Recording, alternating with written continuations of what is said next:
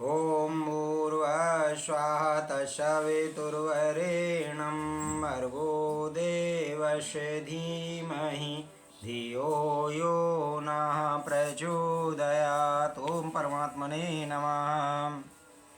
क्वे धनानि क्वे मित्राणि क्वे विषयदस्यवः क्वे शास्त्रं क्वे च विज्ञानं यदा मे गलिता स्पृहा।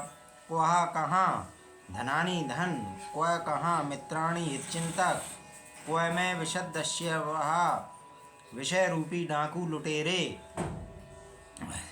क्व कहाँ शास्त्रम शास्त्र, क्व कहाँ चा और विज्ञानम विज्ञान यदा जब मैं मेरी गलिता गल कर नष्ट होगी स्पृहा इच्छा।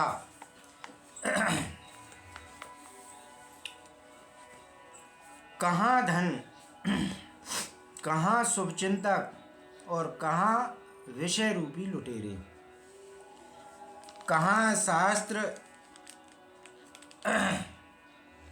और कहाँ विज्ञान जब मेरी स्पृहा इच्छा गल कर नष्ट हो गई है। अर्थात ऐसा बखेड़ा जब तक होता है तब तक इच्छा है, वासना है।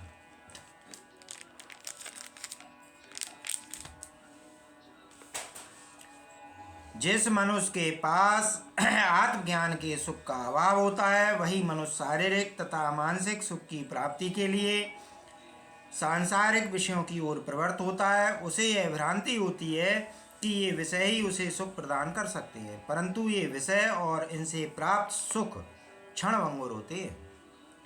ज्ञानी शाश्वत सुख को प्राप्त कर लेता है, इसलिए वह इन क्षणभंगुर विषयों की ओर प्रवृत्त नहीं होता है। इसके अंदर इनको प्राप्त करने की कामना ही नहीं होती है। परम मिल जाने पर तुच्छ की कौन कामना करता है। धन, शुभचिंतक, विषय भोग, शास्त्र, ज्ञान इत्यादि मनुष्य की वासना की पूर्ति के साधन मात्र हैं। जब तक वासना अंदर है तभी तक ये अनमोल, उपयोगी तथा महत्वपूर्ण प्रतीत होते हैं। इनमें रस प्रतीत होता है। यह जीवन और संसार वासना की दौड़ मात्र है। मनुष्य दौड़ता ही जाता है परंतु प्राप्ति से अतृप्त ही रहता है। असंतुष्टि के साथ ही वह इस संसार से चला जाता है। फिर नया जन्म आरंभ हो जाता है। यह वासना रूपी प्यास जन्म जन्मांतर तक भी शांत नहीं होती है, इसलिए संसार को मृग मारीचिका कहा गया है। यह झूठी दौड़ है जिसमें प्राप्त हो जाने पर भी मनुष्य को खालीपन का एहसास होता है। यह वासना संसार की ही नहीं धर्म की भी होती है, किंतु इच्छा न रहने पर ही मनुष्य शून्य चित्त रहता है। यही अवस्था आत्मज्ञान की होती है। यही परमात्मा का वास है। जनक कहते हैं कि जब मेरी वासना ही समाप्त हो गई तो मेरा मन भी शून्य हो गया। अब वासना रूपी तरंगें नहीं उठती हैं, मन उद्वेलित नहीं होता है।